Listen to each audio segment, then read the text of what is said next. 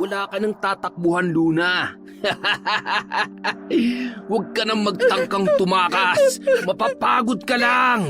Magbabayad ka, Rigor! Kayong lahat! Magbabayad kayo! Matapos ka naming dalhin sa langit, ikaw pa tong galit? Ha? Rigor, hindi ko kayang pumatay. May asawa at mga anak ko. Hindi ako pwedeng makulong. Gusto mo ba malaman ng asawa mong ginawa mo ngayong gabi? Ano pang hinihintay mo? Patay mo na!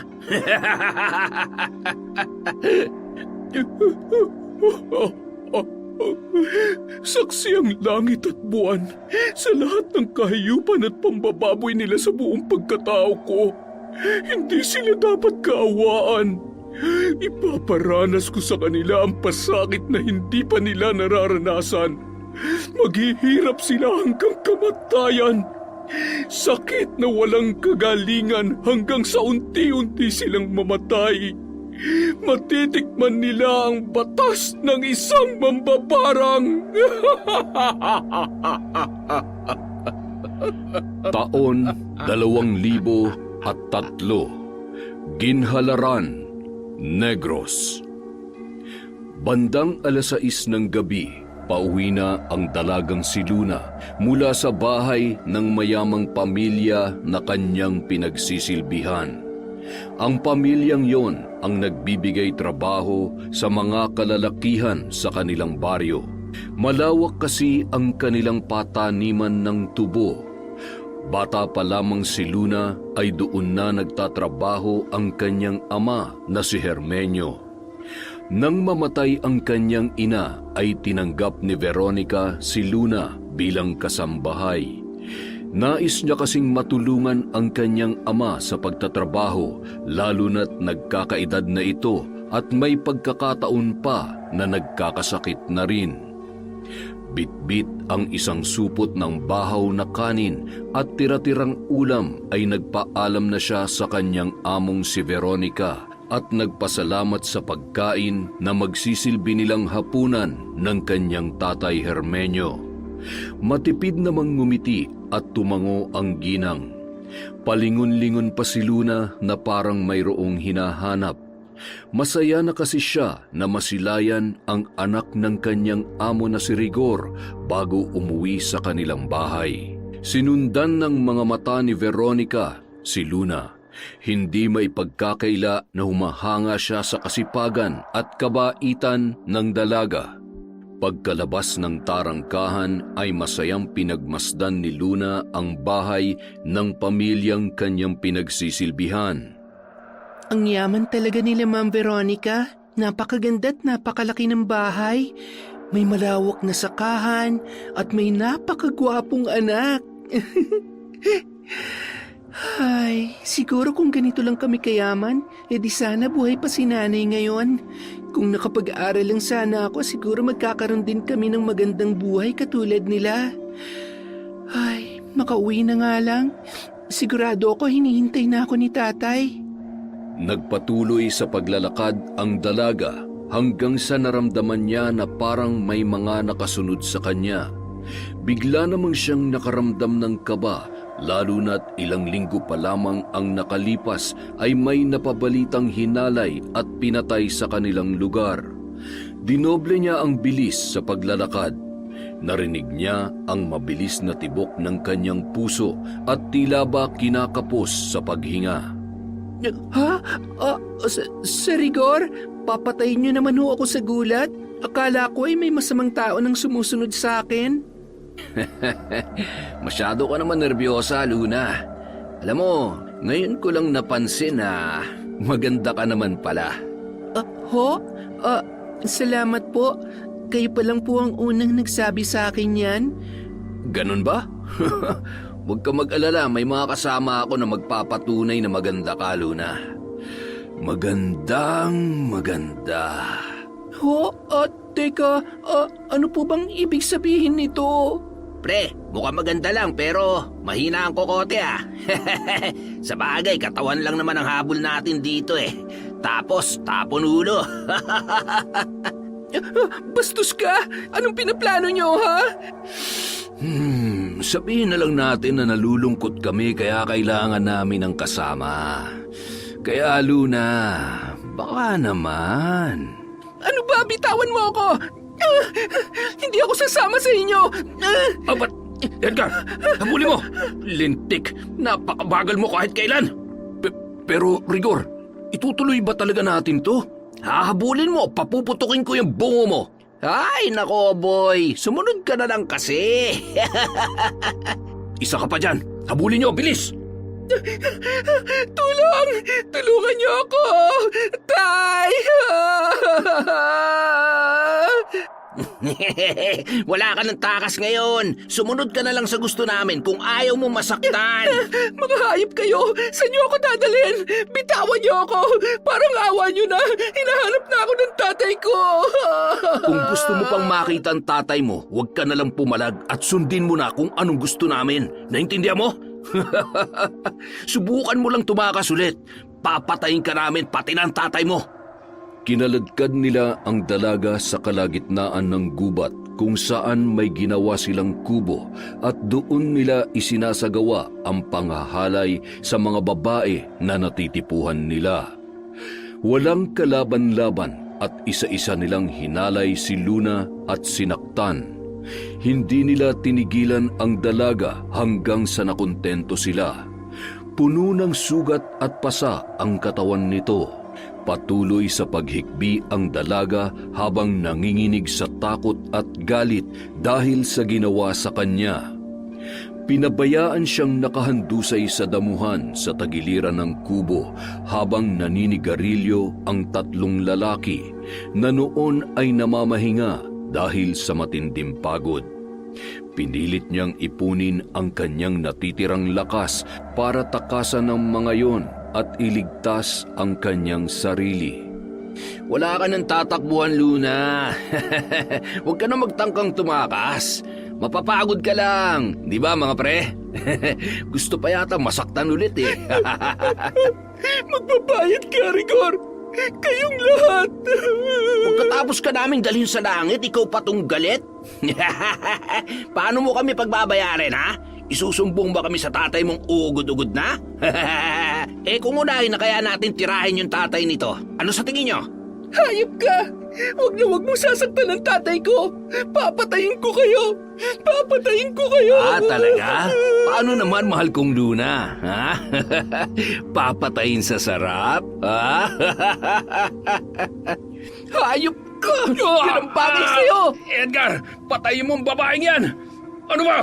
Narinig mo ba ako? Sabing patayin mo eh! Rigor, hindi ko kayang pumatay. May asawa at anak ako. Hindi ako pwedeng makulong at... Papatayin mo siya o ikaw ang papatayin ko? Gusto mo ba malaman ang asawa mong ginagawa natin? Ha? Gusto mo ba? Hindi. Ito na, gagawin ko na. Susunod ka rin naman pala eh. Nagmamatigas ka pa. Kaya mo na yan. Pagod pa ako eh. Ay... Parang awa mo na. Huwag mo silang susundin. Maawa ka sa akin. Pangako kapag pinatakas mo ako, hindi kita idadamay at patatawarin kita sa ginawa mo. Nagmamakaawa ako sa iyo. Patawarin mo ko, Luna. Kapag nagpadala ako sa awa ko sa iyo, mapapahamak ako pati na rin ang asawa at anak ko. Patawad.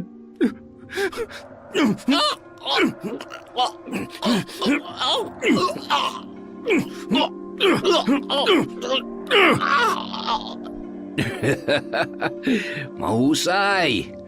Tara na, pagtulungan nyo na yan at itapon sa ilog.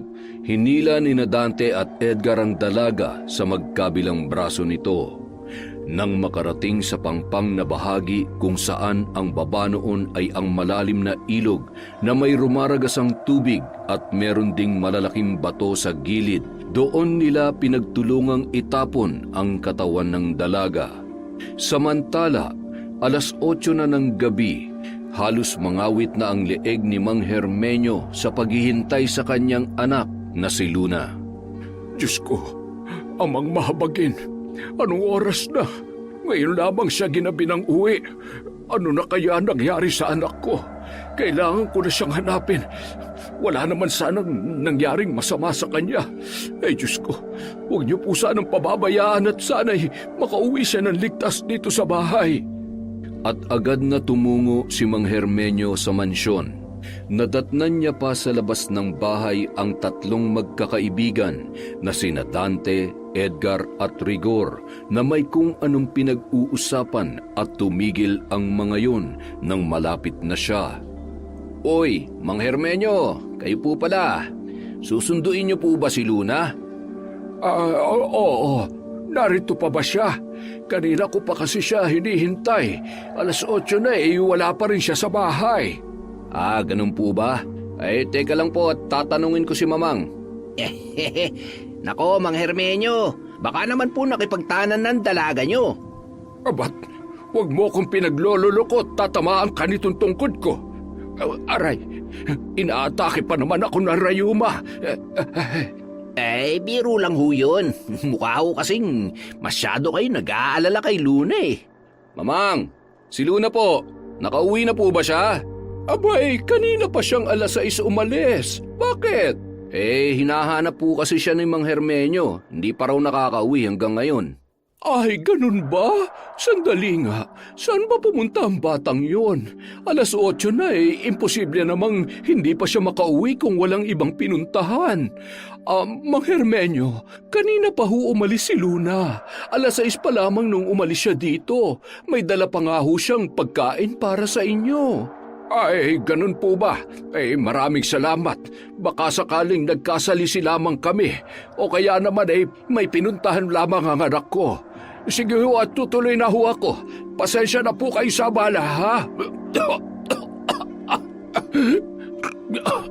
Ay siya, sige ho. Ingat ho kayo at madilim na sa daan, ha? Medyo mahina na po ang liwanag ng flashlight ninyo. Rigor, pahiramin mo nga ng ilaw si Mang Hermenyo. Bilisan mo.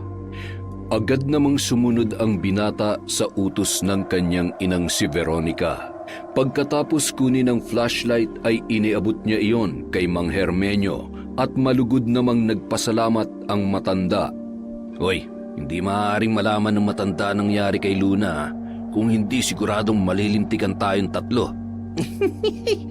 Wala nang Luna magsusumbong at siguradong ilang araw lang pagpipiesta ng bangkay niya ng mga talangka sa ilog. "Hindi ba kayo nakukonsensya sa ginawa natin? Kawawa naman yung matanda. Siguradong alalang-alala siya kay Luna." Seryoso ka ba sa tono mong yan? Sa ating tatlo, ikaw ang kriminal, kaya ako may dapat mamakonsensya. Ikaw yon, Edgar. Gago ka! Hindi ko gagalawin si Luna at papatayin kung hindi niyo ako pinilit. Umuwi na nga kayong dalawa. Kapag hindi ako nakapagpigil, pareho kayong makakatikim sa akin eh. Dito niyo pa talaga napiling magbangayan? Ipapahamak niyo pa ako kay Mamang? Ay! Ito kasi, upakan ko to eh. Napakamot ulo na lamang, sabay tumalikod sina Dante at Edgar. Mula naman sa bintana sa pangalawang palapag ng mansyon, pinagmamasdan ni Veronica ang kanyang anak na si Rigor. Napansin niya na tila hindi mapakali at palakad-lakad ang binata. Alam niya na may bumabagabag sa isipan ng kanyang anak nung mga oras na yon.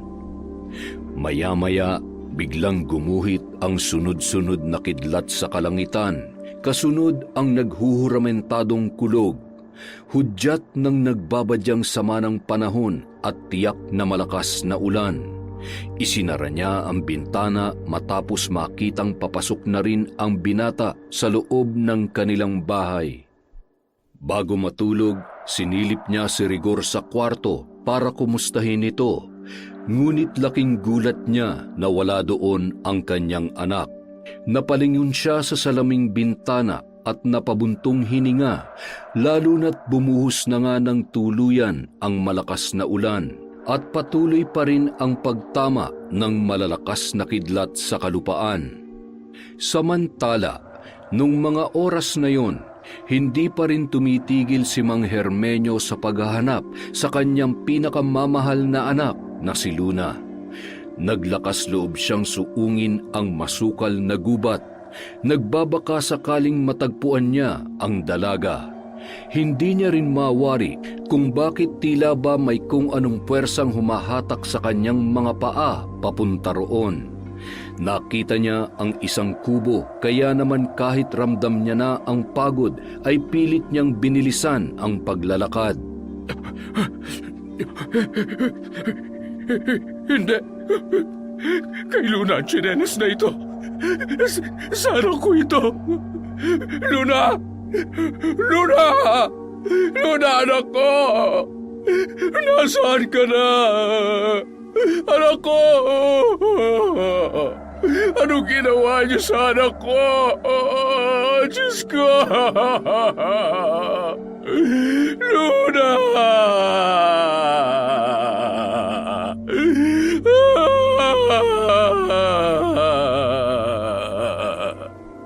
Napaupo ang matanda sa lupa habang yakap-yakap ang tsinelas ng kanyang pinakamamahal na anak. Maya-maya'y may isang lalaki ang papalapit kay Mang Hermenyo. Nakasuot yon ng itim na bonet at nakaputing damit. Ha? Sino ka? Ano yan? Kutsilyo? Anong gagawin mo sa akin? Wag! Maawa ka! Kailangan ko panghanapin ang anak mo! Huwag mo akong sasaktan! Huwag ka lalapit! Nakikiusap ako sa iyo!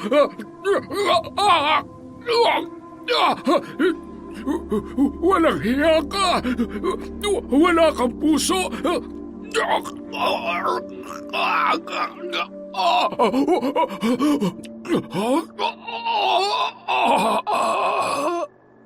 Kasabay ng pagtigil ng malakas na ulan ay ang huling hininga ng kaawa-awang matanda. Hinila ng lalaki ang katawan ni Mang Hermenyo papunta sa pangpang. Pinagulong niya yon at tuluyan ng nahulog sa noon ay rumaragas ang tubig sa ilog dahil sa katatapos lamang na malakas na ulan. Kinaumagahan, sa karatig baryo ng Ginhalaran, isang matandang babaeng bruha na nakatira sa may paanan ng bundok ang noon ay natagpuan si Luna na nakahandusay sa mabatong bahagi sa gilid ng ilog. Magandang dalaga! Ikaw nga!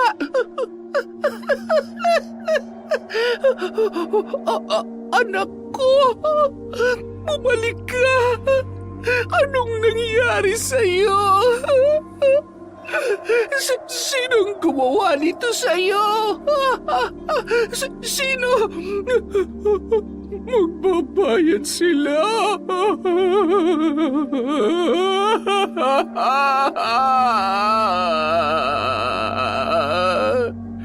Kinatatakutan ang matandang bruha na kilala bilang mambabarang, kaya walang sino man ang nangangahas na pumunta sa liblib na lugar na yun. Ani ng mga tao na nakakaalam ay marami nang nabiktima ang matandang mambabarang. Malaki ang galit nito sa mga kalalakihan dahil sa pagkamatay ng nag-iisa nitong anak na dalaga na halos kaedaran lamang ni Luna. Sa pagkawala ng kanyang pinakamamahal na anak ay tuluyan na siyang iniwan ng bait at nakipagkasundo sa demonyo kapalit ng isang itim na mahika upang mabigyan ng hustisya ang sinapit ng kanyang anak. Sa pamamagitan ng aking kapangyarihan, ipagkakaloob ko sa iyo ang buhay, lakas at kapangyarihang walang kapantay.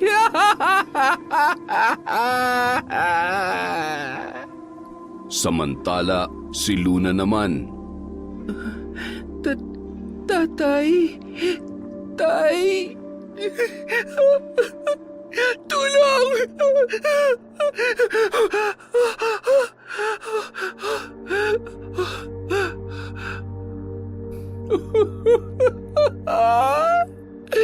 Gising ka na, anak ko! Nasaan ako? Sino ka at anong ginagawa ko dito? Si tatay, kailangan ko nang umuwi. Hinahanap na ako ng tatay ko. Kailangan kong puntahan si tatay. Baka saktan siya ng mga hayop sila. Pinaboy nilang pagkatao ko. Hindi ko sila mapapatawad.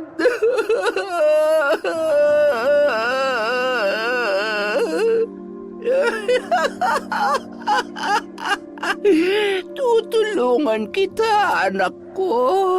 Huwag ka nang umiyak dahil mula sa araw na ito, ikaw ay magiging makapangyarihan at wala nang maaaring mang-abuso pa sa'yo.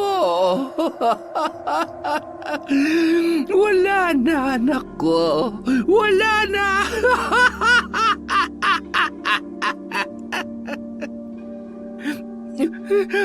Paano niyo ho ako matutulungang gantihan ng mga taong gumahasa at sinubukan akong patayin?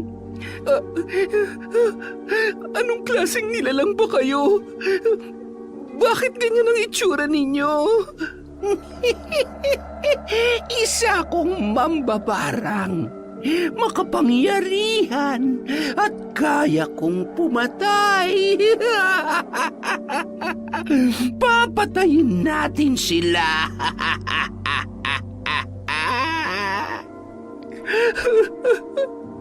Saksi ang langit at buwan sa lahat ng kahiyupan at pambababoy nila sa buong pagkatao ko. Hindi sila dapat kaawaan. Ipaparanas ko sa kanila ang pasakit na hindi pa nila nararanasan. Maghihirap sila hanggang kamatayan. Sakit na walang kagalingan hanggang sa unti-unti silang mamatay. Matitikman nila ang batas ng isang mambabarang. Ilang araw lamang ang lumipas na numbalik na ang lakas ni Luna. Itinuring siya ng matanda na para niyang sariling anak. Higit sa lahat, tinuruan niya si Luna kung paano isagawa ang pambabarang.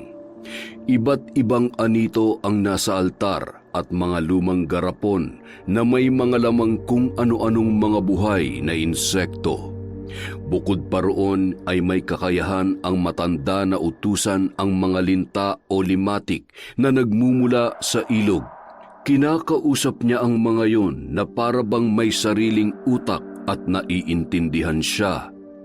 Mula sa araw na ito, ang lahat ng ipag-uutos ni Luna ay susundin ninyo. Marami kayong dugong sisip-sipin kapalit ng inyong pagiging masunurin. Ang napakaraming linta at limatik ay gumapang papalapit sa kinatatayuan ni Luna.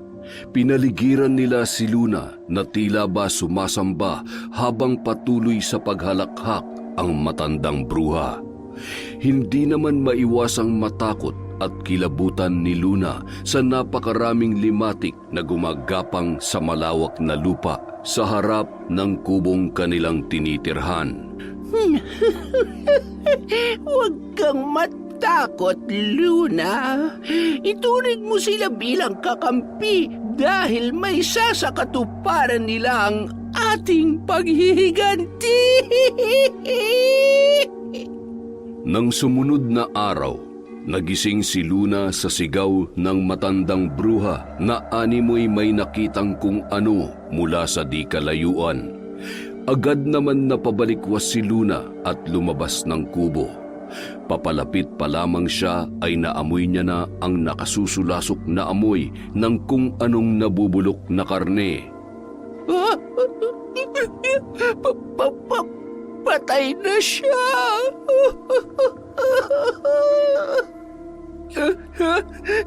Tatay! Hindi! Tatay ko!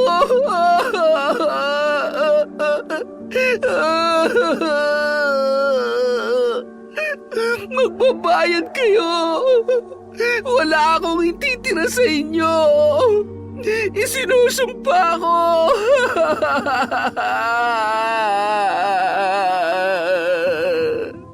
Nung mga oras na yon, biglang nanlisik ang mga mata ni Luna. Tuluyan na nga nabalot ng galit at paghihiganti ang kanyang puso. Yun ang mas nakapagpalakas ng kanyang kapangyarihan at patuloy na mag-uugnay sa kanya at sa itim na mahika. Ilang buwan ang nakalipas, tuluyan na rin na nakalimot ang mga tao sa pagkawala ni Luna at ng kanyang ama na si Mang Hermenio. Walang nakakaalam sa nangyari maliban sa mga taong may kagagawan. Isang gabi, nagising si Edgar dahil sa hindi magkumayaw na pag-iyak ng kanyang anak. Ay, pambihira naman. Ano ba naman at iyak ka ng iyak? Kakapalit ko lang ng lampin mo ah. Nagugutom ka na ba? Hay, akin na nga. Ako na magpapatahan dyan. Bumalik ka na sa higaan.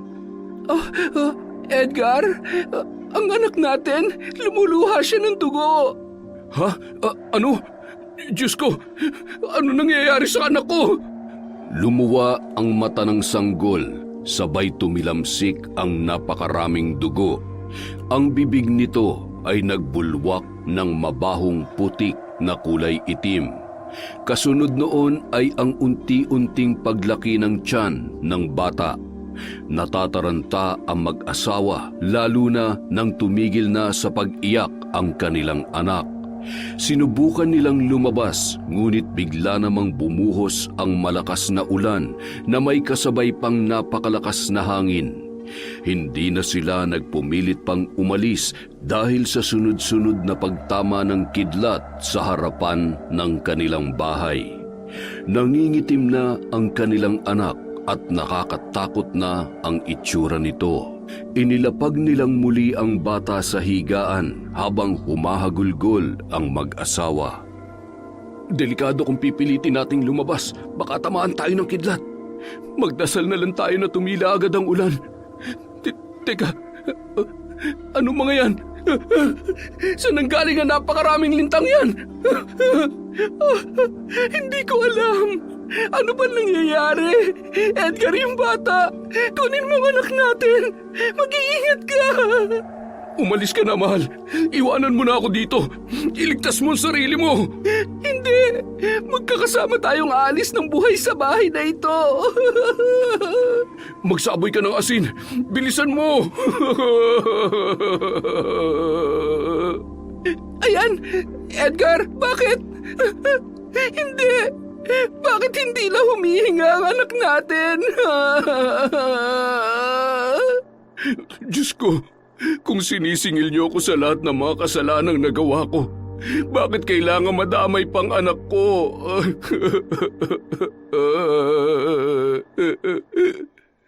Agad niyang binuhat ang walang buhay na sanggol. Nagmistula ng tuyot ang balat nito. Naligo ang sanggol sa sarili niyang dugo at nang tanggalin nila ang damit ay napakaraming butas sa buong katawan ng bata. At sa likod nito ay may mangilan-ngilan pa ring linta na patuloy na sinisipsip ang natitira niyang dugo. Maging ang mga nakakitang kapitbahay sa sinapit ng kanilang anak ay hindi rin makapaniwala. Ay siguradong mambabarang ang may kagagawan nito sa anak ninyo. Hindi lang basta-bastang mambabarang yan. Mag-iingat kayo mag-asawa, Edgar. At kung may tao man kayong nakasamaan ng loob, ay mas mabuti pang humingi na labang kayo ng kapatawaran kaysa tuluyan pa kayong mapahamak. Nakikiramay ako sa pagkamatay ng anak ninyo, Edgar. Mambabarang? Tama ho bang rinig ko? Oo. Malakas ang hinala ko. At sa nangyari sa anak mo, nasisiguro kong masyadong malakas ang itim na kapangyarihan ng may kagagawan. Madalas ay galit at paghihiganti ang pinagmumulan ng lahat. Tanging kamatayan lamang ang paraan ng kanilang paniningil. Hinding-hindi sila titigil hanggat di namamatay ang mga taong may atraso sa kanila.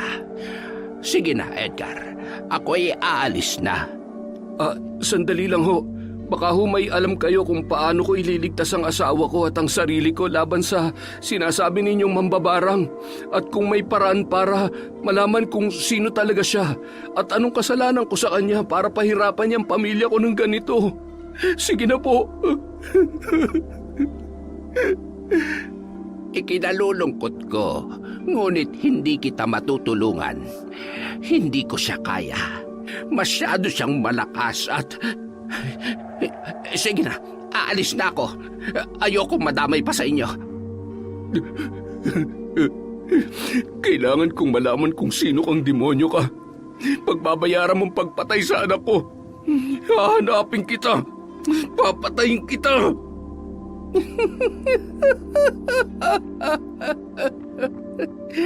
Nagsisimula pa lamang ako, Edgar. Nagsisimula pa lang. Huwag kang mag-alala. Magkikita rin tayong dalawa. Magmamakaawa ka rin sa'kin hanggang sa huli mong hininga. Wala kang karapatang maging masaya. Naging usap-usapan sa buong baryo ang tungkol sa pambabarang sa anak ni Edgar. Sa gitna ng kanilang pagdadalamhati ay may mga tao pa ring hindi naniniwala sa kwento ng mag-asawa. Kasama na roon sina Dante at Rigor. Hindi kaya buhay pa si Luna? Nagpapatawa ka ba? Paano buhay pa? Pinatay mo na nga siya, di ba? Hindi lang yun, tinapon pa natin sa ilog. Teka, ano ba't biglang sumagi yan sa kokote mo? Hanggang ngayon ba inuusig ka pa rin ng konsensya mo? Pero hindi imposible. Pakiramdam ko may kinalaman yung ginawa natin kay Luna sa nangyari sa anak ko. Sabi nung matanda na nakausap ko, matinding galit daw at mambabarang daw ang may kakayahang gumawa ng ganun. Naniniwala ako dahil saan naman manggagaling ang napakaraming lintang yun? Yung pagluha niya ng dugo at pagluha ng mga mata niya. Demonyo lang ang may kayang gumawa nun. Huwag kang ampraning. Baka naman gumagawa ka lang ng kwento o di kaya naman ay masyado ka na nagpapatalo dyan sa guni-guni mo. Ano bang tinira mo, ha? Hindi ako gumagawa ng kwento. Kung ayaw niyong maniwala, nagsasayang lang pala ako ng oras dito. Huwag lang sanang umabot sa punto na kayo na mismo makakita at makaranas ng mga sinasabi ko. Ba't gagong yun? Nilayasan tayo? Siyempre, pikon eh. Sa tingin mo, bro, nasa na kaya si Tanda? Bigla na lang nawala eh. Hindi kaya mangkukulam ngayon at iisa-isahin niya tayo dahil sa ginawa natin kay Luna? Mas sira ka pala eh. Alam mo, kalokohan lang ang lahat na sinasabi niyo. Hindi mangyayari yan. Siguradong sigurado ako. Mangkukulam man siya o hindi, wala na siyang magagawa. At yung ginawa natin kay Luna, walang sino man makakaalam nun. Itatak mo yan dyan sa kukote mong hilaw. Nagtatagis ang bagang habang inaalala ni Edgar ang gabing pinilit siyang isama ni Dante at Rigor para isagawa ang plano kay Luna. Dahil sa may malaking halaga siyang utang kay Rigor ay hindi niya magawang tumanggi at alam niya kung paano magalit ang binata. Hindi man siya itinuturing bilang tunay na kaibigan, nananatili siyang sunod-sunuran dahil natatakot siya sa mga pagbabanta ni Rigor. Pakagat na ang dilim nang makarating siya sa kanilang tahanan. Ilang hakbang na lamang yon papasok sa kanilang pintuan. Nagmamadali na siyang lumakad. Nagpalingon-lingon siya nang biglang bumigat ang bawat hakbang ng kanyang mga paa na tila ba may kung anong kumukontrol sa mga ito. Sinabayan pa yon ng malamig na ihip ng hangin na nagdulot ng pangingilabot sa buo niyang katawan. Nagulat siya nang marinig niya ang mga bulong sa kanyang tainga. Mga salitang hindi niya maintindihan. Mabilis at nakakapangilabot ang mga yon. Paulit-ulit kaya naman napahawak siya sa kanyang ulo na parabang mababaliw na. Tama na! Ang kirot ng ulo ko! Sumisigaw at unti-unting napaluhod sa lupa habang nagtataka at pinagtitinginan siya ng kanyang mga kapitbahay. Nagulat siya nang may malamig na kamay na humawak sa kanyang braso na wari tutulungan siyang makatayo. Pagtingala niya ay kitang-kita niya ang isang pamilyar na muka. Nakangisi, namumula ang mga mata, buhaghag ang buhok at nakakasulasok ang amoy nito. Luna, buhay ka? Anong ginawa mo sa anak ko, ha? Ikaw bang... Edgar, ako to si Mila, ang asawa mo. Ano bang pinagsasasabi mo dyan? Ano ba nangyayari sa'yo? At saka, bakit mo ako tinatawag na Luna? Sino si Luna? Nang babae ka ba? Edgar naman, kamamatay lang ng anak natin tapos... Teka mahal, sandali lang. Ano ka ba naman? Hindi ako nang bababae. Makinig ka sa akin. Magpapaliwanag ako. Hindi ko na alam kung anong gagawin ko. Natatakot ako. Takot na takot ako sa mga nangyayari at ayaw kong madamay ka pa. Katulad na nangyari sa anak natin. Ano ba talaga ang totoo? Hindi ko na rin alam kung ano nangyayari. Sabihin mo sa akin ang totoo, Edgar. Anong kinalaman mo sa pagkamatay ng anak natin? Sinong nambarang sa anak natin? Sino? Yung Luna ba na itinawag mo sa akin kanina? Siya ba? Oo, dahil siya lang ang may malaking galit na posible may gawa ng lahat ng ito. Napakalaki ng kasalanan ko sa kanya. Pinatay ko siya. Pinatay ko siya. Ano? Pinatay mo? Pumatay ka ng tao? Mamamatay tao ka? Huwag ka lalapit sa akin. Mahal Diyan ko, ka lang. hindi ko sinasadya. Kinailangan ko lang gawin yon dahil... Dahil ano?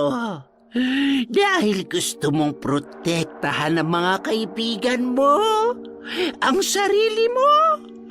Mamamatay tao ka. Wala kang awa. Wala akong ititira sa inyo. Luna, tama na. Patawarin mo na ako. Nakikiusap ako sa iyo. Tatanggapin ko lahat ng kaparusahan na nararapat para sa akin. Huwag mo lang idamay ang asawa ko. Pinatay mo ng anak ko. Hindi ka pa ba nakukontento? Bakit ako makikinig sa'yo? Nagmakaawa rin ako sa'yo noon, hindi ba? Pero anong ginawa mo? Pinatay mo ako. Pinatay mo pa rin ako.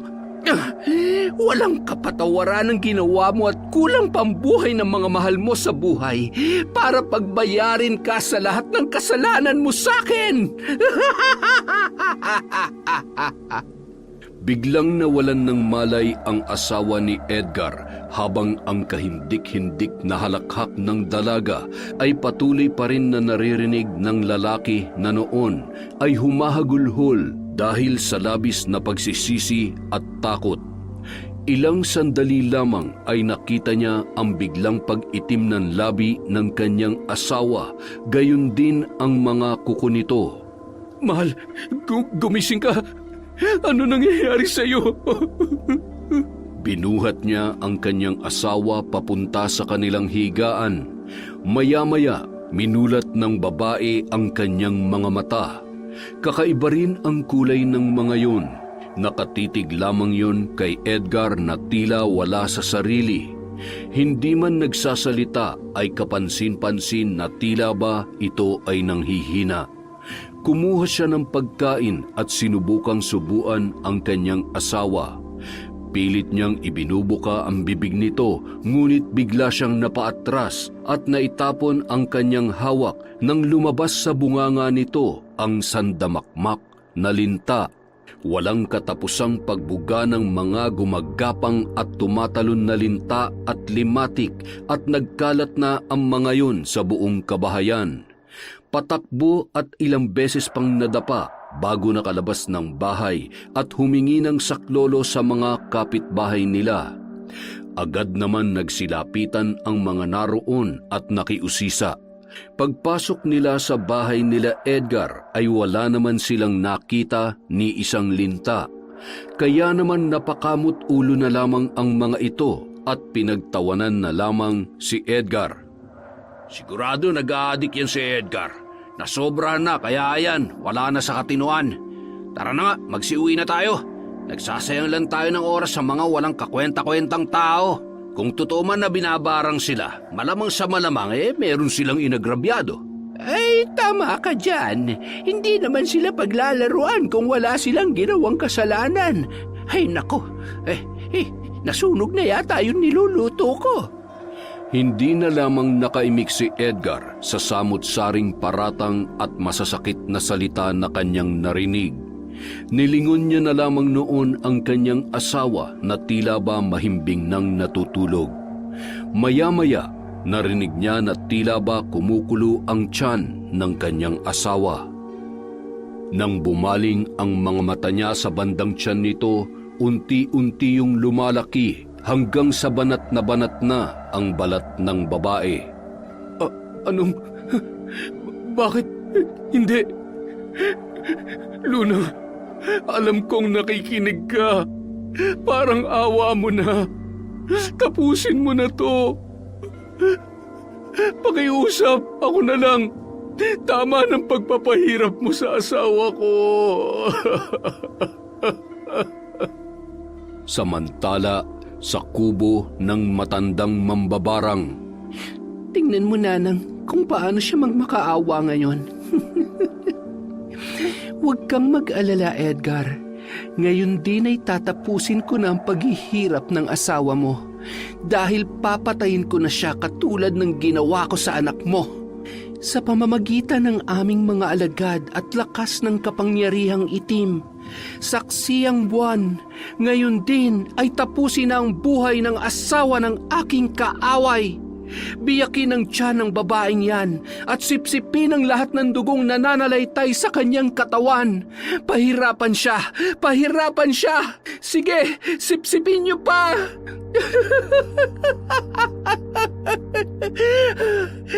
Wala na siya. Patay na ang asawa ni Edgar. Patay na siya, Nanang. Patay na siya.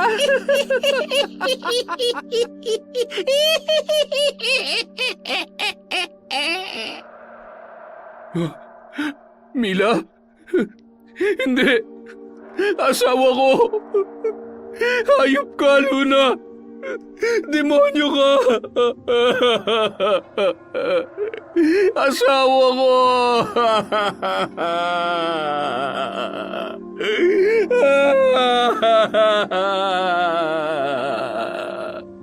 Sa karumal-dumal na pagkamatay ng asawa ni Edgar, halos karamihan ay naniniwala na rin na isang malakas na mambabarang nga ang nasa likod ng lahat ng nangyari. Hindi pa natapos ang pagpapahirap ni Luna sa lalaki, kaya naman ang bawat gabi at ang bawat pagpikit ng mga mata ni Edgar ay naging isa ng malaking bangungot para sa kanya. Dahil hindi na makatulog ay tila ba tuluyan na siyang nawala sa kanyang katinuan. Psst! Uy! Dante! Psst! Nandiyan na siya. Isusunod ka na niya. Ha? Edgar? Ano ba nangyayari sa'yo? Bakit ba ganyan ang itsura mo? Napakabaho mo naman. Ano ba sinasabi mong naandyan na? Sino ba yun? Si Luna. Buhay siya. Papatayin niya tayo. Papatayin niya tayo lahat. Ikaw nang isusunod niya. Magtago ka na, dali. Bilisan mo. Gago? Tigilan mo nga ako. Kahit wala ka na sa katinuan dyan, papatulan kita, makakita mo. Umuwi ka na at maligo ka. Ayusin mo rin yung bibig mo at baka pati sikreto natin may kanta mo pa. Malilintikan ka talaga kay Rigor. Ayan na siya! Nasa likod mo! Galit siya! Papatayin ka niya! Nabaliw na nga talaga. Makaligo na nga para masarap ang tulog ko mamaya. Ay! Habang naliligo si Dante, may narinig siyang mga yapak. Maya-maya, biglang may kumatok ng 3 beses sa pinto. Nakaramdam siya ng kakaibang kaba, lalo na't wala namang ibang nakatira sa bahay na yun, kundi siya lamang. Teka, sino yan, ha? Rigor? Edgar? Ikaw ba yan? Nang walang sumagot ay unti-unti niyang binuksan ang pinto at sumilip, ngunit wala naman siyang nakita kahit na anino. Muli niyang isinara ang pinto at nagpatuloy sa pagsasabon ng kanyang buong katawan, lalong-lalo na sa kanyang muka. Halos mapalundag siya nang biglang nagpatay-sindi ang ilaw at may nagtatangkang magbukas ng pinto. Ano ba? Kanina ka pa. Hindi ako nakikipaglokohan sa'yo, ha? Patapusin mo lang muna ako sa paliligot, makakatingin ka talaga sa akin. Malamang sa malamang bumalik ang siraulong Edgar na to, ha? Teka. Teka. Bakit ang gaspang ng mukha ko? Bakit napakaraming kulugo ng mukha ko? Hindi ito maaari! Kasabay ng kanyang pagsigaw ay nabasag bigla ang salamin. Napasandal siya sa pader at napalunuklaway sa nakitang imahe na nasa kanyang harapan. Basa ang mahabang buhok, nakatungo at unti-unti nitong inaangat ang kanyang ulo.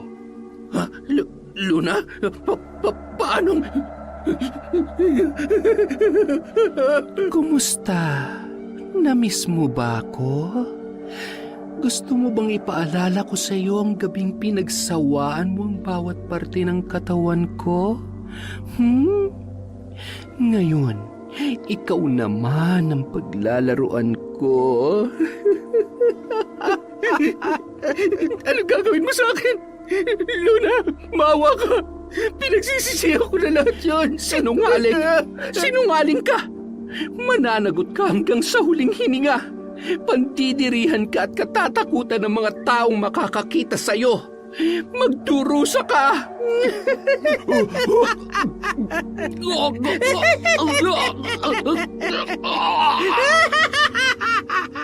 Kasabay ng malakas na halakhak ni Luna ay ang pag-angat ng mga salamin. Tumusok yun at ang pira-piraso ng mga bubog sa iba't ibang parte ng katawan ni Dante. Nang magkamalay ay nagkalat na ang dugo sa sahig at hindi siya makatayo dahil sa dulas ng sabon at dugo na nagmula sa kanyang katawan. Nanginginig ang kanyang kamay na pinulot ang kapiraso ng pribadong parte ng kanyang pagkalalaki at sumigaw. Mula sa maliit na butas ng inidoro ay naglabasan ang sandamakmak na linta na tila ba sabik na sabik sa dugo. Unti-unting gumapang yun papalapit sa kanya. Sa kabila ng labis na kirot ng kanyang mga sugat at patuloy na pagdurugo ay pinilit niyang gumapang at lumabas ng banyo. Tulong! Tulungan niyo ako! Hindi pwede to! Ang alaga ko! Luna! Anong ginawa mo? Napakasama mo! Sakto naman ang pagdating ni Rigor at nadatnan ang duguan niyang kaibigan na nagpupumalahaw. Oh, ano nangyari dito? Bakit ba nakahubad ka at nagkalat ang dugo? Ano yung hawak mo, ha? Bakit naputol yung ano mo? Anak ng teteng naman, oh. Tulungan mo ako, Rigor. Ilayo mo ako dito. Tulungan mo ako. Ay, hindi kita kayang buhatin. Isa pa, bagong linis yung sasakyan ko, eh. Ano ba nangyari dyan sa mukha mo? Punong-puno ng... Ay, kadiri ka. Kulugo ba yan? Ay, makaalis na nga, baka mahawa pa ako sa'yo. Ganto na lang, para naman hindi mo masabing masama akong kaibigan. Mag-uutos na lang ako ng pwedeng tumulong sa'yo, ha? Hindi ako pwedeng malit sa lakad ko, eh. May bagong magandang dalaga sa sentro. Napaka-sexy at sigurado ako, katawan pa lang, panalong-panalo na. Paano ba yan? Hindi mo na matitikman dahil naputol na yung ano mo. Huwag ka mag-alala, Rigor. Sulitin mo na yan. Dahil bukas pangalawa, ikaw naman ang isusunod ni Luna. Tandaan mo yan. Ulol, ang patay, hindi na nabubuhay, Dante. Rigor, sandali. Hindi mo ba talaga ako tutulungan? Ay! Bahala ka sa buhay mo. Walang silbi. Samantala, Tingnan mo nga naman ang karma. Kawawang Dante. Siguro naman kapag pinatay kita kahit papaano makakaramdam ng kahit katiting na takot si Rigor. Kapag pinatay ko si Dante, walang ibang mapagbibintangan kundi si Rigor. Hindi ba't mas maganda kung mararanasan niyang himasin ang mga rehas kung saan doon nababagay ang mga kriminal na katulad niya? Kaya lang mas matutuwa ako kung ako mismo magpaparusa sa iyo. Sa inyong lahat. Panahon na para maramdaman niya ang bagsik ng aking paghihiganti. ilang sandali lamang ay pinagpiestahan na ng mga limatik ang katawan ni Dante. May mga sumuot ding linta sa bawat butas ng katawan ng binata. Ang iba naman ay lumilikha ng sarili nilang butas, nagpapakalusog dahil sa dami ng dugo na kanilang sinisipsip. Nang dumating ang dalawang lalaki na inutusan ni Rigor ay laking gulat at kumaripas sa takbo nang makita nila ang nakakatakot na itsura ng binata na nakahandusay sa sahig. Punong-puno pa rin ng linta at limatik ang buong kabahayan. Si Dante naman mistulang butot balat na lamang. Ang munting piraso naman ng maselang bahagi ng kanyang katawan ay nilalantakan na ng mga puti at malalaking uod. Rinig na rinig din nila ang tunog ng mga bangaw na tila ba nagdidiwang sa ibabaw ng bangkay nito. Napakaripas sa takbo ang dalawang lalaki sa kanilang nasaksihan noong mga oras na yon. Pinuntahan nila si Rigor na abala sa bagong babae na kanyang nakilala. Rigor, si Dante, malay na siya. Ano? Ayusin mo nga. Hindi ko maintindihan niya sinasabi mo eh. Ang sabi ko, si Dante, malay niya. Yung kaibigan ko. Anak ng teteng, wag mo nga akong pinaglololo ko. Ayusin mo yung pagsasalita mo. Tatamaan ka talaga sa akin eh. Nabahala naman si Rigor sa kanyang natuklasan. Kaya kahit pa labag sa kanyang kalooban, iniwan niya ang kanyang kasamang babae ng gabing yun at nagmadaling pinuntahan ang kanyang kaibigan na si Dante. Dante? Dante! Bakit wala na? Dito namin iniwan yun eh. Maraming nungong at halinta. Mani mga uod at nangaw. Imposible mawala limas na basta. Buhay man o patay, gusto ko mahanap niyo ang kaibigan ko sa lalong madaling panahon. Huwag kayong babalik na hindi siya nakikita dahil baka kayong mapatay ko. Agad namang umalis ang dalawang lalaki habang palakad-lakad sa labas ng bahay si Rigor. Hindi siya mapakali at nung mga oras na yun ay napapaisip siya sa mga nangyayari. Maya-maya, biglang may kumalabit sa kanya at paglingon niya ay nagulat siya sa mas lumalala pang kalagayan ni Edgar. May malaki itong bukol sa leeg at mga pigsa sa muka. Umaalingasaw rin ang masangsang na amoy nito at halatang tuluyan ng naapektuhan ang kanyang pag-iisip. Umuwi ka na.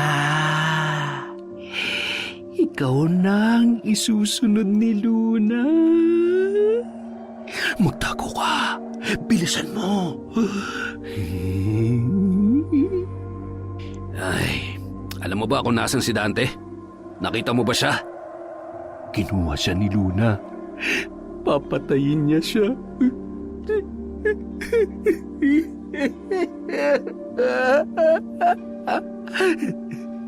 Papatayin niya tayong lahat. Alam mo ba kung nasan siya? Sabihin mo na. Nandyan lang siya. Nakita ko siya. Edgar! Sandali! Mabilis na kumaripas si Edgar ng takbo papalayo. Ramdam ni Rigor ang takot na nararamdaman nito. Alam niyang wala sa katinuan si Edgar, ngunit hindi niya maiwasang isipin na lahat ng mga nangyayari sa mga kaibigan niya ay may kinalaman sa paghihiganti ni Luna kung sakaling buhay pa nga ang dalaga. Lumipas ang ilang araw, hindi pa rin nila nahahanap si Dante. Hindi na rin nakikita pang pagala-gala si Edgar.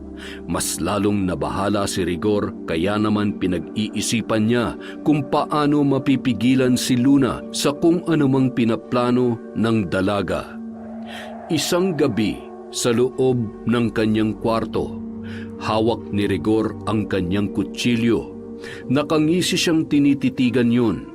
Ilang buhay na rin ang tinapos noon at hinding-hindi siya magdadalawang isip na gamitin yon para protektahan ang kanyang sarili. Rigor, ano na naman ang binabalak mo? Anak naman, tama na yan. Alam niyo naman na hindi ako papatay ng walang dahilan. Alam niyo rin na lahat gagawin ko para protektahan kayo at ang sarili ko. Mamang, kung hindi ko pinatay si tatay noon, malamang sa malamang araw-araw niya pa rin tayong sinasaktan. Isa pa, wala namang makakaalam at yun naman ang importante. Tsaka, di mo naman ako pababayaan hindi ba? Anak, alam ko na hindi lang tatay mo ang naging biktima mo. Alam ko dahil ilang beses kitang nakitang duguan at balisa. Anak, sabihin mo sa akin ng totoo. May kinalaman ka ba sa pagkawala ni Luna at ng tatay niya? Kay Dante, ikaw ba? Pinatay mo rin ba sila? Oo, pinatay ko si Mang Hermenio. Ginawa ko yun dahil natakot ako na malaman ng mga taong ginawa namin kay Luna. Amang, gulong-gulo ko nun. At yun lang ang naisip kong paraan para iligtas ang sarili ko. Pero yung kay Dante, wala akong alam doon. Hindi rin ako naniniwalang patay na siya, pati na rin si Edgar. Pinaglalaruan lang ako ni Luna. Tinatakot niya lang ako. Ano ba kasi ang ginawa niyo kay Luna? Pinagsamantalahan niyo ba siya? Pinatay niyo ba si Luna? Ha? Sabihin mo ang totoo. Oo, pinagsamantalahan namin siya. Magkakasama kaming tatlo nung gabi na yon. Pagkatapos ay pinapatay ko siya kay Edgar at ipinatapon sa ilog. Akala ko naman patay na siya. Dapat patay na siya. At kung sakaling buhay siya, hindi ko na siya bibigyan ng pagkakataon na makapaghiganti. Hahanapin at papatayin ko siya ng paulit-ulit. Anak, matakot ka naman sa Diyos. Tama na.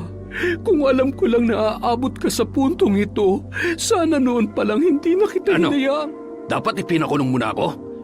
Isinuplong muna ako sa mga pulis?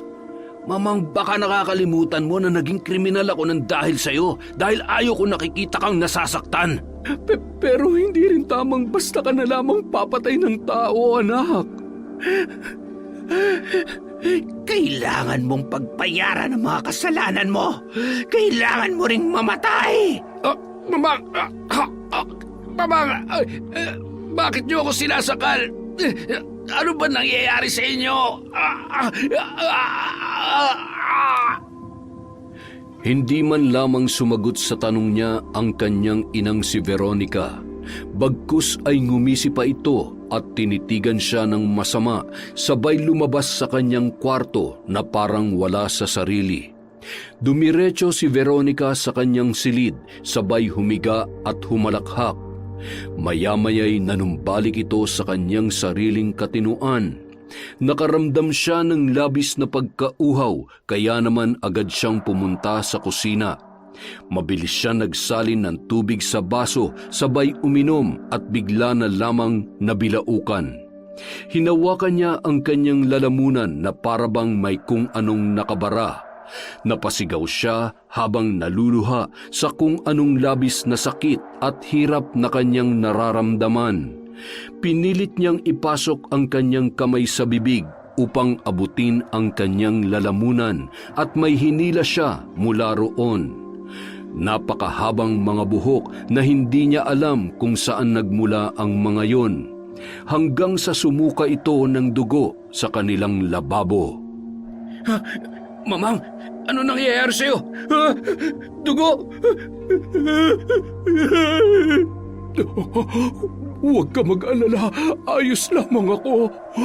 Kung buhay ko magiging kabayaran dahil sa mga nagawa mong kasalanan, tatanggapin ko yon, anak. Sana pagsisihan mo ang lahat. Hindi pa huli ang lahat, pwede ka pang magbago.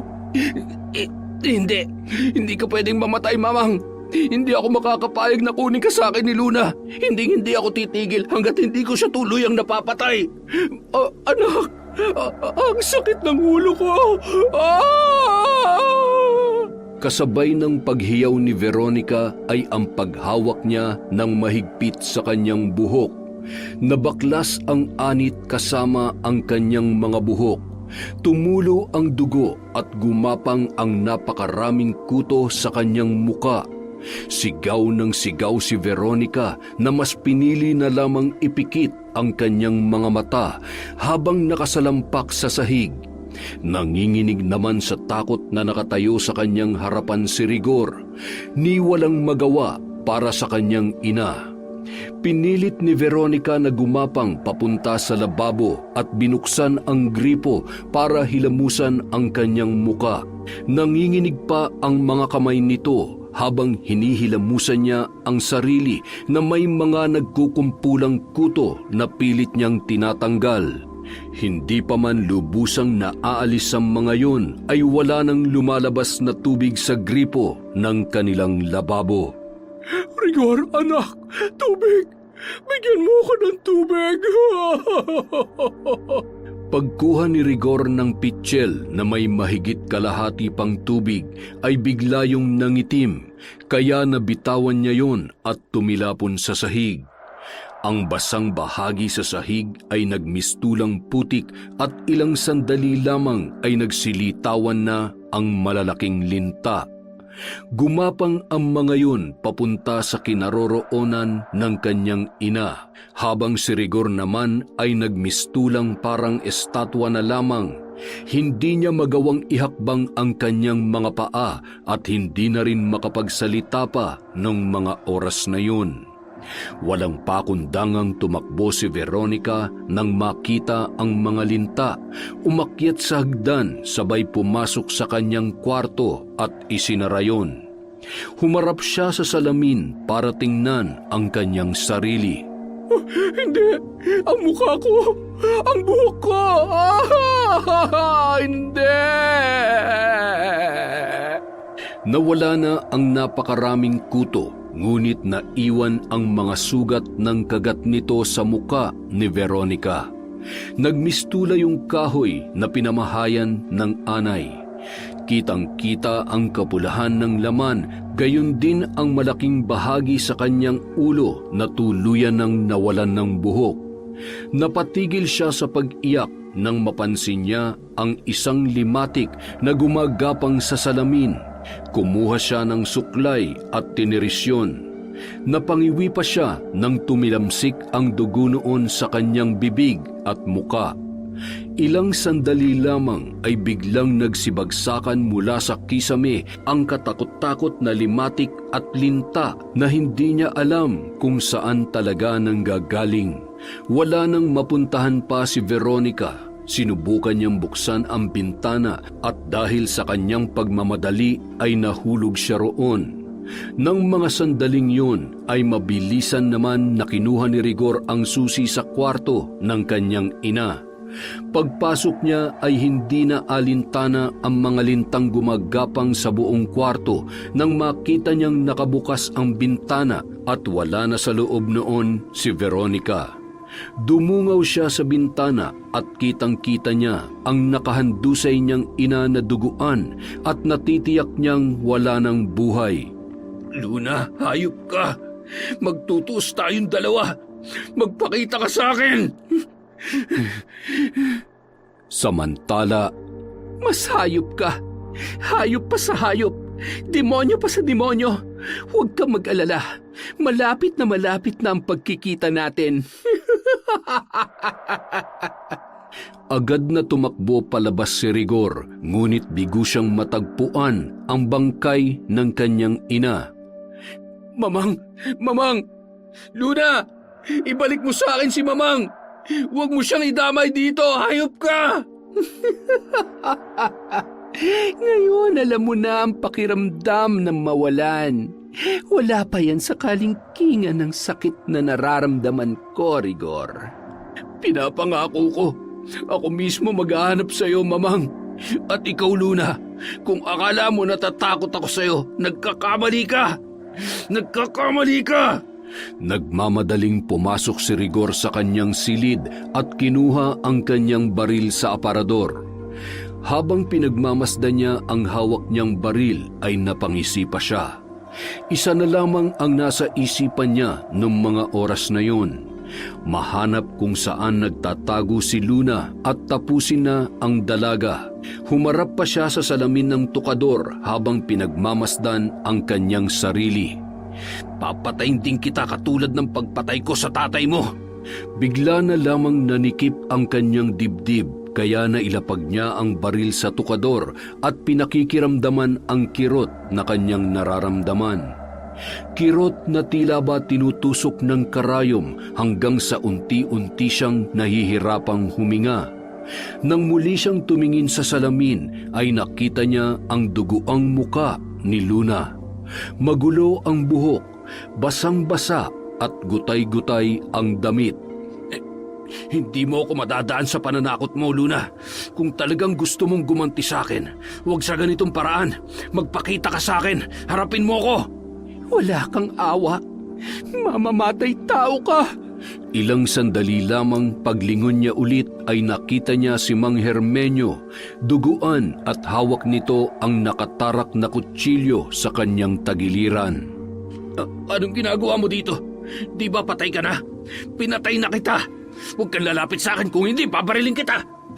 Humakbang siya paatras, sabay kukunin na sana ang kanyang baril, ngunit wala na yon sa kanyang pinaglagyan. Hanggang sa naramdaman niyang umaangat ang kanyang sariling kamay papunta sa kanyang leeg. Hindi niya yun magawang pigilan hanggang sa sinasakal niya na ang kanyang sarili. Pilit niyang nilalabanan ang puwersang yun hanggang sa nagpagulong-gulong na siya sa sarili niyang higaan. Halos lumabas na ang kanyang dila sa lakas ng kanyang pagkakasakal. Nawalan si Rigor ng malay. Madaling araw na nang siya ay magising at hindi niya maimulat ang kanyang mga mata. Kumikirot yun, kaya naman kinapa niya. Isang malaki ngunit malambot na bukol ang kanyang nakapa na tila ba may likidong laman. Umupo siya at inalala ang nangyari, kung paano siya nakatulog sa kanyang kama at kung bakit napakagulo ng kanyang higaan. Nanumbalik ang mga pangyayari na makita niya ang baril sa tukador. Agad siyang tumayo kahit bahagyang nanghihina ang kanyang mga tuhod. Tiningnan niya sa salamin ang kanyang sarili at nang makita ang kanyang muka, siya ay napasigaw. Kitang-kita niya ang malalaking bukol sa kanyang mata na punong-puno ng nana. Nanginginig ang kanyang kamay sa galit at akma niya na sanang hahawakan yon nang bigla yung pumutok at kumalat sa buo niyang muka, sabay dumaloy papasok ang nana sa kanyang bibig. Nang malasahan niya yun ay napatakbo siya sa banyo at sumuka. Inuubos mo talaga ang pasensya ko, Luna. Papalabas na sana siya ng banyo nang maramdaman niyang naiihi siya. Pagtingin niya sa gawing ibaba ng kanyang salawal ay may napansin siyang kakaiba. Hindi pwede to. Hayop ka talagang babae ka. Nagkaroon siya ng luslos, kaya naman lalong nadagdagan ang kanyang dahilan para hanapin at tapusin si Luna. Nang mga oras na yun ay masayang-masaya naman ang dalaga. Sigurado akong sa mga sandaling ito, gigil na siyang hanapin ako. Hindi na ako makapaghintay pa, Nanang. Gustong-gusto kong makita ang pagmumukha niya habang pinapatay ko sa harap niya ang sarili niyang ina. At higit sa lahat, ang pahirapan ko siya ng paulit-ulit hanggang sa siya'y mamatay. May sasakatuparan mong lahat ng yan, Luna. May sasagawa mo lahat ayon sa iyong mga plano.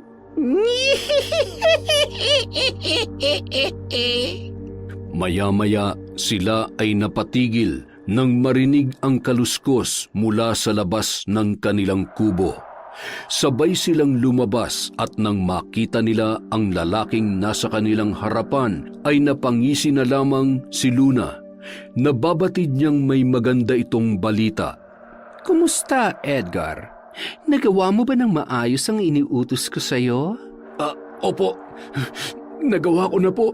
Mabuti naman, may maganda rin palang pakinabang ang pagiging masunurin mo.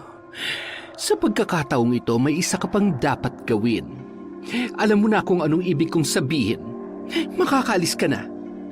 Pagsapit ng umaga, nakahanda nang umalis si Rigor. Pinagmasdan niya pa ang kanilang mansyon. Ipinangako niya sa kanyang sarili na babalik siya ng buhay kasama ang kanyang ina. Pagharap niya ay nakita niya si Edgar. Nakita ko si Dante, pati ang nanay mo. Kinuha sila ni Luna. Papatayin kami ni Luna. Tumakas ako sa mambabarang na yun. Patunayan mo na nagsasabi ka sa akin ng totoo, Edgar. Ituro mo sa akin kung saan naninirahan si Luna at lahat ng alam mo. Tapusin na natin siya bago niya pa tayo maunahan sa kung anong sunod niyang gagawin. Halika na. Sasamahan kita. Agad na umalis at naglakad sina Edgar at Rigor. Buong-buo ang loob niya para masagot ang mga tanong niya tungkol kay Luna at sa lahat ng mga nangyari sa kanyang ina at kaibigan. Dumaan sila sa may hirap na bahagi sa tagiliran ng ilog. Mabato, matarik at napakalayo. Dahil sa layo ay hindi niya maiwasang makaramdam ng pagod. Hindi niya naman maipaliwanag kung bakit tila may kakaiba kay Edgar na kasama niya nung mga oras na yon. Napakabilis ng paglakad nito na tila ba hindi man lamang nakakaramdam ng kahit nakatiting na pagod ang lalaki. Siguraduhin mo lang na hindi mo sinasayang ang oras ko, Edgar, ha? Dahil kapag nagkataon, pasasabugin ko yung bungo mo gamit ang baril na to. Huwag ka mag-alala, malapit na tayo. Magkikita na ulit kayo ni Luna. Matapos ang mahigit 5 oras na paglalakbay mula sa kanilang kinatatayuan ay natatanaw na nila ang kubo kung saan nakatira ang matandang bruha at si Luna. Ikinasana ni Rigor ang kanyang baril at hinihintay ang paglabas ng dalaga. Siguradong nandyan si Mamang. Tatapusin na kita, Luna. Si Luna nga, at sino yung matandang mukhang bruha na yan? Siyang tumutulong kay Luna. At maliban sa matandang yan, may isa pa siyang kasabwat. Ha? Ano? Sino? Huwag mong sabihing buhay pa si Mang Hermenyo dahil sigurado ako patay na yun bago ko siya tinapon sa ilog. Hindi ako kasing tanga mo. Kung inayos mo lang sana ang trabaho mo, di sana patay na si Luna at sana buhay pang asawa at anak mo.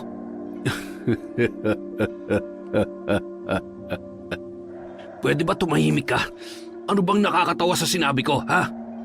Dahil mas tanga ka sa akin. Ano ba nangyayari sa'yo? Hindi mo maaagaw sa akin ang baril ko! Hindi sa lahat ng oras panalo't nakakaangat ka, Rigor. Ikaw ang punot dulo ng lahat ng ito. Magbabayad ka! Akin na yung baril! Nawalan ng malay si Rigor matapos ang malakas na pagkakapukpok ni Edgar sa binata ng baril, sabay pinagtatadyakan niya pa ito. Tumawa ito ng malakas, lalo na nang mapansin ang ibabang bahagi ng kanyang dating kaibigan.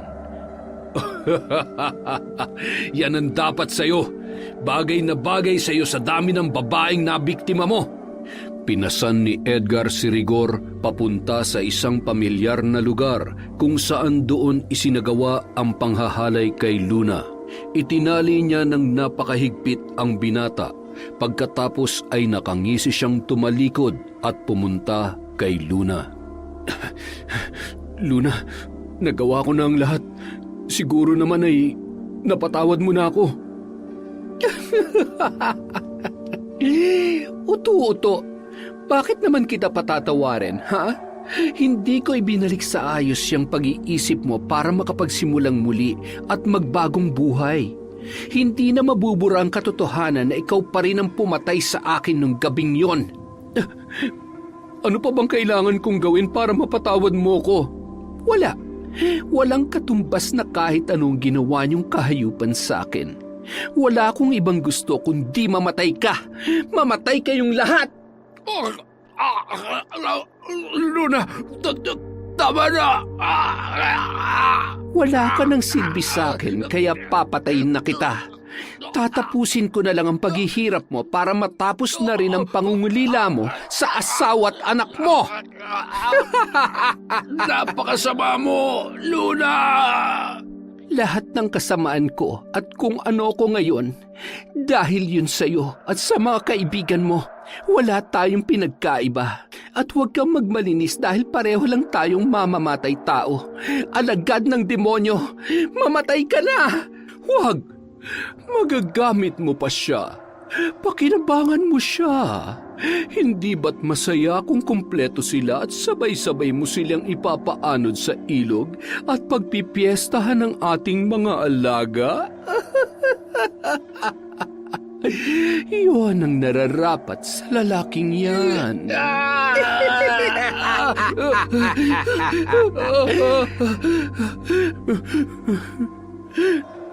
Ano pong ipapagawa niyo sa akin? Bantayan mo sila at hintayin mo ako sa gubat.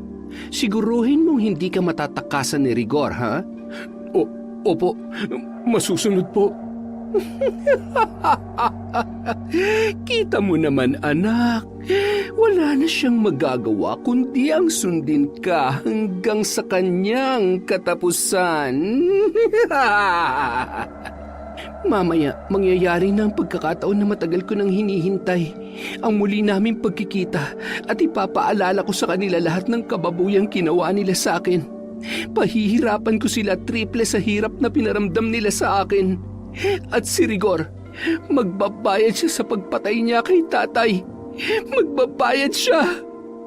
Pagsapit ng gabi, nagising si Rigor sa biglaang pagbagsak ng ulan. Sinabayan pa yon ng malakas na kulog at kidlat at pabugso-bugsong hangin. Napakadilim sa buong lugar kaya hindi niya gaanong maaninag ang buong paligid. Hindi niya maigalaw ang kanyang katawan sa tibay ng pagkakatali sa kanya. Hayop ka, Edgar. Kapag nakawala ako dito, magtago ka na kahit san sulok pa ng mundo. Sisiguruhin kong papatayin kita. Isa kang traidor. Nanginginig na si Rigor dahil sa sobrang lamig. Basang-basa na at ramdam niya ang gutom. Tumila na ang ulan at unti-unti na ring nasasanay ang kanyang mga mata sa dilim. May 3 puno sa harap niya at may 2 tao na tulad niya ay nakatali doon. Ilang sandali pa nakarinig siya ng pagdaing na tila ba nasasaktan at lamig na lamig rin.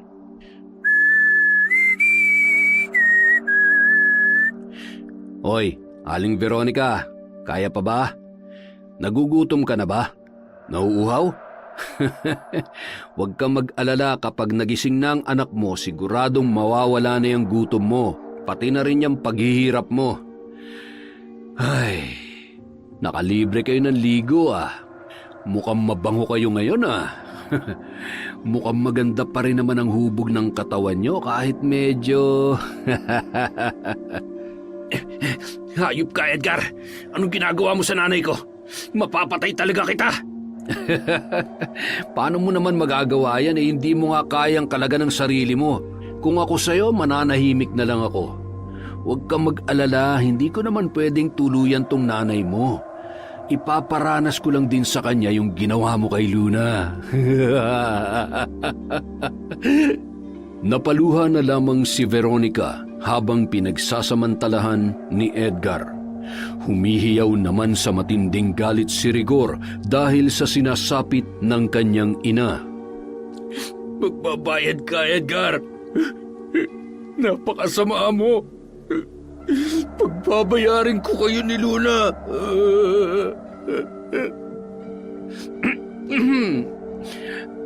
Edgar, ano ba naman kasing ginawa mo sa kulubot na nanay nitong si Rigor? At mukhang nanggagalaiti sa galit. Pambihira ka naman, oo. Ay, Hayop ka, Luna. Pakawalan mo ako dito. Papatay na talaga kita. Pagbabayaran mong lahat ng ito. at bakit ako magbabayad sa'yo? Sa ating dalawa, ikaw ang may kasalanan sa akin. Wala kang karapatang maningil dahil walang kabayaran ang ginawa mo sa akin. Kahit buhay mo, kulang pa dahil sa ginawa mo sa akin at sa pagpatay mo kay tatay. Hindi ko pinagsisisihan na pinatay ko ang tatay mo. Ah, ganon ha? Hayop ka talaga. Pwes hindi ko rin pagsisisihan ang ginawa ko sa nanay mo at sa gagawin ko pa sa kanya. Ako may atraso sa'yo. Akong parusahan mo. Huwag mo idamay ang nanay ko. At bakit hindi? Bakit ako? Ano pang ginawa ko para gawin mo sa akin lahat yon? Pinaglingkuran ko ng maayos ang pamilya ninyo. Nirespeto ko kayo at ang taas ng tingin ko sa inyo. Pero anong ginawa mo? Binaboy mo ako ng paulit-ulit. Yung tatay ko, anong kasalanan niya sa'yo para patayin mo siya? Bakit mo siya pinatay? Anong kasalanan niya sa'yo? Hindi ba wala naman? Kaya ngayon, kaya ko rin patayin ang nanay mo kahit pa wala siyang atraso sa akin. Isa pa, isang malaking kasalanan na nagsilang siya ng manyakis at walang pusong katulad mo. Patayin mo na ako. Patawarin mo ng anak ko, Luna. Nakikiusap ako sa iyo. Patawarin? Alam niyo, naiintindihan ko na kung bakit may taong katulad ng anak mo. Dahil malamang sa malamang, kinukonsinti mo siya. Isa kang irresponsableng ina, nagpalaki ng kriminal. Kung naging mabuti kang ina, hindi sana lumaking demonyo ang anak mo. Kaya dapat ikaw ang mamatay, hindi ang tatay ko. Patawad.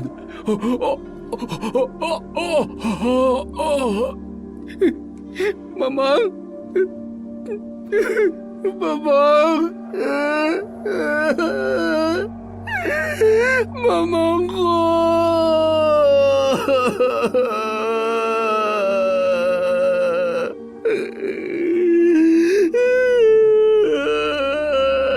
Ano? Masakit bang mawalan ng magulang, Rigor? Mas masakit pa dyan ang ginawa mo kay tatay. Pinatay mo ang kaisa-isang taong meron ako. Ano pa bang gusto mo? Hindi pa ba sapat lahat ng pagpapahirap mo sa amin? Mula sa pambabarang at ngayon sa pagpatay mo kay Mamang. Wala ka nang pinagkaiba sa akin. Mamamatay tao ka rin.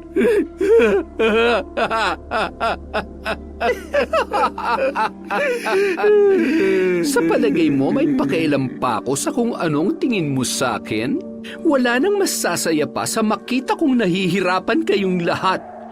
Edgar, maghukay ka. Bilisan mo. At mabilis namang naghukay si Edgar. Pagkatapos noon, Pumasok ka sa hukay. Ano bang ginawa mo? Bakit naging sunod-sunuran sa si Edgar? Pakialamero. Pwede ba manood ka na lang? Huwag kang mainip dahil hindi ka karapat-dapat sa hukay. Sa totoo lang, biktima mo lang din si Edgar. Ang malas niya dahil nakipagkaibigan siya sa'yo. Sana buhay pang asawa at anak niya at hindi niya naranasang maging sunod-sunuran sa'yo kahit labag sa kanyang kalooban. Ito na lang talaga magagawa ko para sa kanya.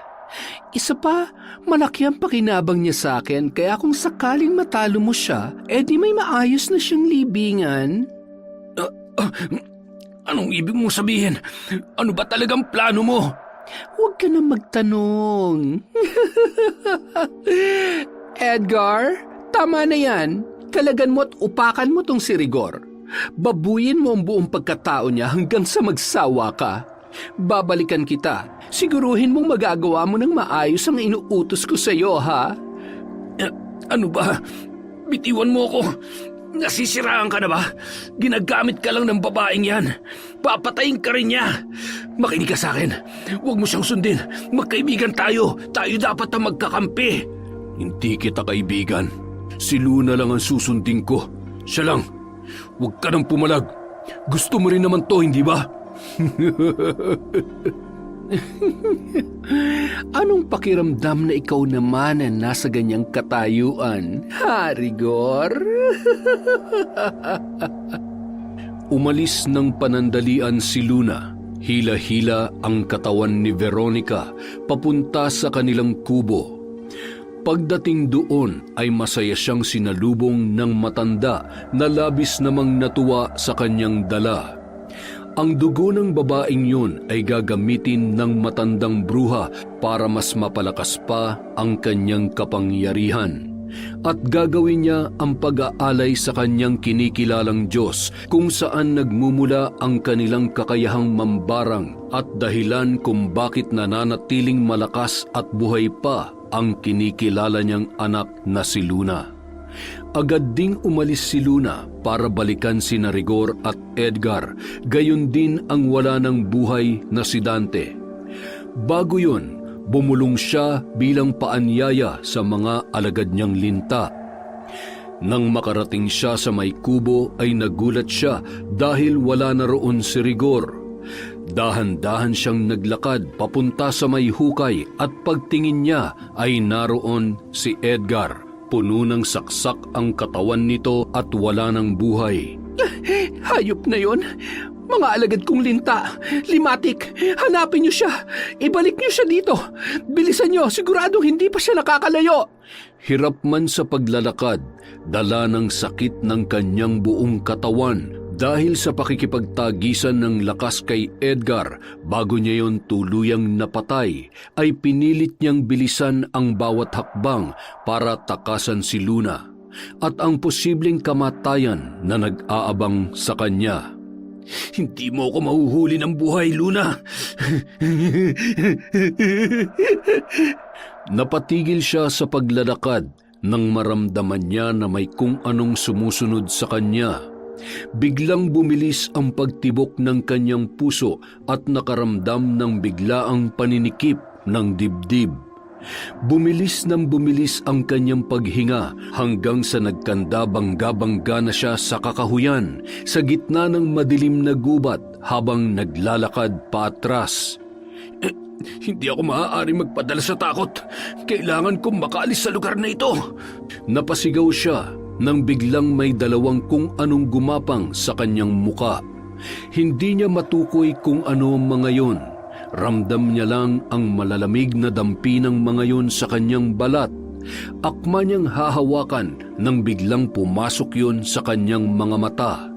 Hanggang sa marami pang mga linta at limatik ang tuluyang namahay sa kanyang katawan na pumasok sa kanyang tainga, ilong at sa mga mata ng binata. Napahiyaw at napahandusay siya sa lupa dahil sa hindi maipaliwanag na sakit ng kanyang ulo. Nang mawala ang pananakit ng kanyang ulo ay tumayo na siya na parang wala lamang nangyari. Naglakad siya ng mabilis at muling bumalik sa lugar kung saan siya nanggaling. Akala mo ba matatakasan mo ang kasalanan mo sa akin? Isa kang hangal. Lumapit si Rigor kay Luna na parang wala sa sariling pag-iisip hanggang sa lumabas ang mga linta sa kanyang mga mata, gayon din sa tainga at ilong. Bakit nandito na naman ako? Luna, tama na. Tigilan mo na ako. Pinagsisisihan ko na lahat ng ginawa ko. Bigyan mo ako ng pagkakataon para magbago. Hindi ka dapat kaawaan. Wala ka ng pag-asa magbago dahil sagad ang kasamaan mo, Rigor. Hindi ko nahahayaan pang may mapahamak na babae dahil lang sa'yo. Wala nang dalagang sasapitin ang pinagdaanan ko dahil sa kababuyan mo. Kung hindi mo ako mapapatawad, siguro mas mabuti pang ang patayin na lamang kita sa pangalawang pagkakataon. Mamatay ka na! Hindi mo ako kaya! Lalaki pa rin ako at babae ka. Kaya sa ating dalawa, mas malakas pa rin ako. Hindi ko hahayaang matalo at mapatay ng isang katulong na katulad mo. At sino ka para maliitin ako? Tingnan na lang natin kung anong magagawa ng pera mo. Anong ginagawa mo sa akin? Aray! Tama na! Tama na? Kanina napakatapang mo. Bakit ngayon nagmamakaawa ka na, ha? Masakit ba? Kulang pa yan. Aray ko! Bakit naman doon pa? Oops! Ay, oo nga pala. Meron nga pala akong pasabog na sorpresa para sa'yo. Pero mamaya na yan. Gusto ko lang munang iligpit mo ng maayos ang mga kaibigan mo para naman may magawa kang tama bago ka sumuong sa impyerno. Huwag kang makampante dahil... aray ko, sakit. Kahit anong pagpapahirap mo sa akin, isasama pa rin kita sa impyerno. Oo na, sige na. Pagdating ko doon, ikaw ang unang hahanapin ko. Pero sa ngayon, kalagan mo muna ang kaibigan mong si Dante. Masyado nang nabubulok at syempre, pinagpipiestahan na ng uod ang kanyang katawan. Ew. Ayoko. Napakabaho na niya na to. Basta, ayoko. Susunod ka o dadagdagan ko yung sakit na nararamdaman mo? Ano? Eto na, sandali lang. Buwisit na yan. Napakabaho ka, diri. Bilisan mo na, tumigil ka na sa kakareklamo. Huwag mong ubusin ang pasensya ko. Mas umaalingaso pang ugali mo kesa dyan sa nabubulok na katawan ng kaibigan mo. Alam mo, napakasaya ko ngayon. Akalain mo sa lugar na ito kung saan walang awa niyo akong pinagsamantalahan, dito rin nakatakda ang inyong magiging katapusan. Luna, hindi ko talaga kaya. Patayin mo na lang ako kesa hawakan ng... Sige, madali naman akong kausap. Pagbibigyan kita sa gusto mo. Mga alagad kong linta, tulungan niyo na nga lang ang walang kwentang lalaking ito. Lumitaw at muling nagkumpulan ang mga yon at gumapang papunta sa puno kung saan nakatali si Dante. Ilang segundo lamang ay natanggal ang pagkakatali nito. Naglaglagan na ang ilang parte ng kanyang katawan sa mga natuyong dahon. Napatakip ng bibig si Rigor at napalunok ng laway nang humakbang ang mga paa ni Dante malapit sa kinatatayuan niya. Paanong... Tulungan mo ko, Rigor. Tulungan mo ko. Huwag ka lalapit sa akin! Hinabol siya ni Dante na halos gumapang na sa lupa dahil sa sobrang takot. Kahit saan siya magpunta ay hindi siya tinatantanan ng bangkay na noon ay minamanipula ni Luna. Napakalakas ng mga halakhak ng dalaga habang nakikita si Rigor na takot at nahihirapang tumakbo sa bigat ng kanyang dinadala na kagagawan ni Luna. Dante, mauna ka na sa lugar kung saan niyo ako tinapon. Huwag ka mag-alala, susunod na sa'yo si Rigor. Ayaw ko naman maging malungkot ka kaya sisiguruhin ko magkakasama din kayo kaagad. Agad namang humakbang papunta sa may bangin si Dante at hindi nagdalawang isip na tumalon sa ilog. Magpakabusog kayo mga mahal kong linta at bumalik kayo agad dahil hindi pa tayo tapos. Luna, kung papatayin mo rin lang ako, gawin mo na. Pagod na ako. Hirap na ako. Huwag mo na akong paglaruan at pahirapan pa. Napakagaling. Nakakaawa ka naman.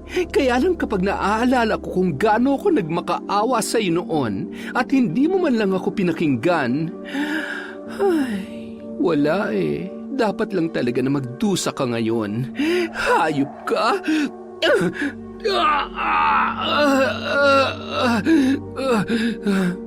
Oops, pasensya na. Tinamahan ba yung... Ang laki niyan, ha? Mukhang sasabog na. Ano naman kayang laman niyan? Barya? Ginto? Ay, tingnan nga natin kung anong lalabas dyan. Wala kang kasing sama. Oo na. Ngayon, nahanap mo ng katapat mo. Kalma ka lang. Masyado ka nagagalit eh. Mas mabuti pang pakalmahin mo ang sarili mo para sa pinakamalaking sorpresa bago kita ihatid sa impyerno. Anong ginagawa mo? Bakit lalong lumalaki ito? Aray ko!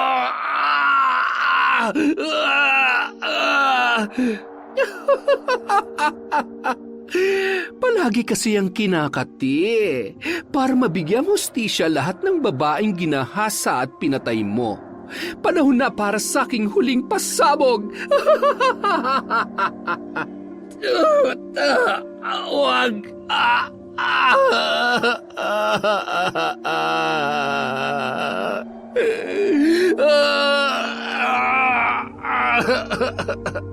At sumabog na nga ang bukol sa pribadong bahagi ng katawan ni Rigor.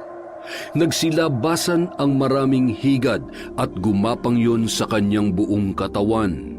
Nagpagulong-gulong si Rigor na parang nababaliw sa sobrang takot at di mapaliwanag na sakit na kanyang nararamdaman. Bigla naman naglaho ang mga yon. Nilapitan siya ni Luna. Halos hindi niya na kayang tumayo at nangangatog na ang buo niyang katawan sa sobrang takot. Hinila siya ng dalaga at iniangat sa lupa, hawak ang kanyang leeg. Hindi na siya makahinga sa higpit ng pagkakasakal ni Luna. Namumula na ang mga mata ng dalaga dahil sa sobrang galit. Paulit-ulit niyang inumpog ang ulo nito sa puno katulad ng ginawa sa kanya noong siya ay pinagsasamantalahan. Hindi siya tumigil hanggang sa mamatay ang binata at malagutan na ng hininga. Tapos na.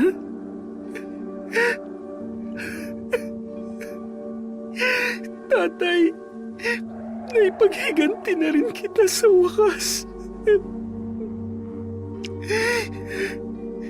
Kailangan mo ring maranasan kung anong ginawa mo sa tatay ko. Kaya itong dapat sa'yo.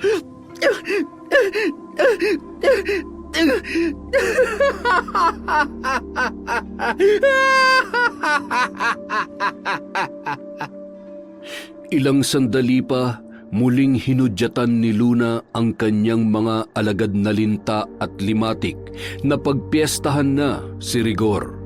Nagpupunas ng luha habang tinatabunan ni Luna ang katawan ni Edgar. Patawad. Nilingon niya ang katawan ni Rigor na pinamumugaran na ng mga linta. Napangisi siya sabay nagpahid ng luha. Tumayo siya at walang kasing bilis na kinaladkad yon papuntang bangin at pinagulong sa pangpang papunta sa rumaragasang tubig sa ilog. Ilang malalakas na halakhak ang kanyang pinakawalan bago siya nakaramdam ng panghihina na hindi niya na maipaliwanag. Anong nangyayari sa akin? Ngayong natapos mo na ang paghihiganti mo, ikinalulungkot ko pero kailangan kong tuparin ang pangako ko sa ating Panginoon. Ang kapalit noon ay ang hiram mong buhay, Luna. Mahal na mahal kita, anak.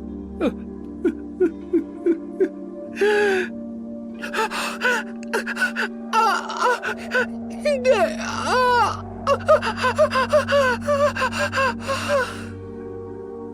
At tuluyan na ngang namayapa ang dalaga sa kabila ng lahat ng kanyang pinagdaanan. At matapos niyang maisakatuparan ang pangakong hustisya para sa sarili at sa kanyang pinakamamahal na ama.